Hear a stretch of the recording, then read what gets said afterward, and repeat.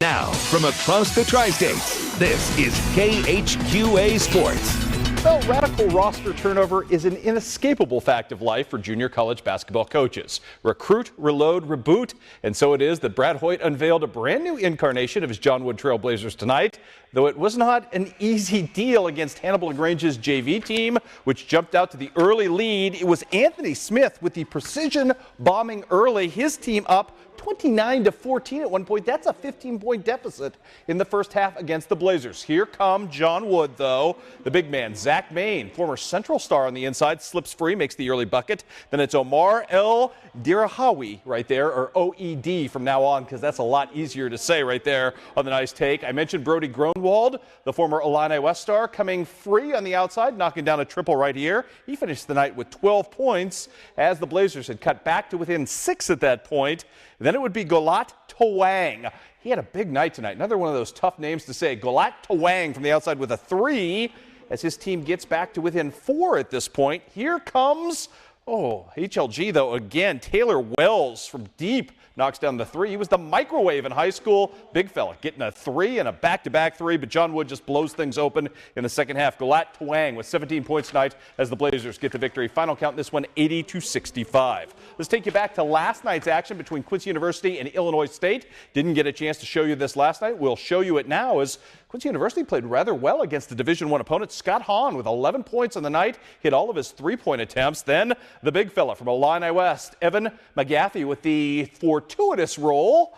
Working for him right there. Got a little kiss off the glass. Chris Babbitt from the outside, knocking down a triple as well. And Nate Desjardins with 7 points as well. Unfortunately, Quincy University did have a lead in the second half. Couldn't make it stand up as the Hawks end up losing by the final count last night of 84-65. One other bit of basketball news to pass along. Stop me if you've heard this one before. A Brown County pivot pledges Bradley. It worked for Leah Cassing, and now Vanessa Markert will do the same and follow that route from Mount Sterling to Peoria in her basketball career. Vanessa announced via Twitter her verbal commitment this past weekend.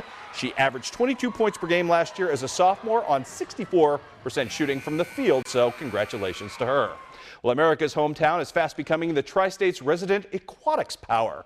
Brenda Hallbauer has already crafted an impressive rise to Hannibal Lady Pirate Swimming. Now it's the boys who are making waves and doing so far ahead of any expected timetable. The Pirates have qualified a pair of fast-rising relays, including a 400 freestyle squad that holds the new school record for state later this month. And that is simply just a tease of the potential that is already starting to simmer from this program and its nucleus of gifted underclassmen. And these guys are certainly cognizant of what the future could hold. It's very satisfying. Actually, on our first meet, I think we got about 3 state times as a whole team. So overall, yeah, it's pretty satisfying for everybody. Last year, we were really close to them, but this year we've stepped it up and we've been able to convert and get our times in.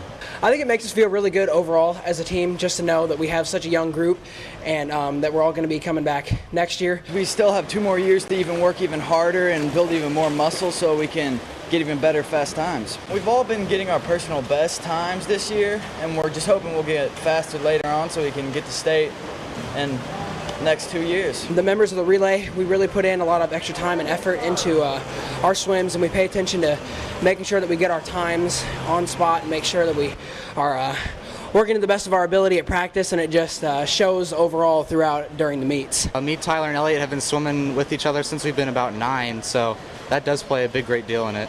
We're strong as a group. We communicate well and we swim well, which counts.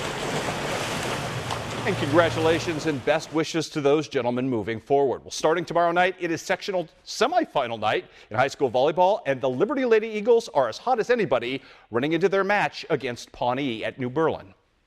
Actually, we have seen a game tape of them, and so we have taken that into account, and we've tried to think about where to exploit some of their weaknesses. But really, we're a hitting team, and our girls are just going to get in there and hit and try to block the ball and play good defense and good offense. I know recently in the past the names of schools have intimidated us, but now since we don't know anybody, we're just going to go in fresh, clean, and just kick butt pretty much. The Q&D tournament, we were playing 3 4A schools, and we were sticking with them just like any other 4A school would. Knowing that we've had the success we did at the Q&D tournament with the 4A schools, I mean, this is just 1A. I mean, any school, I believe we can take anybody. They want this really badly. They're going to push themselves to the extreme. They want to make every play exceptional, and I feel like that they can do exceptional things.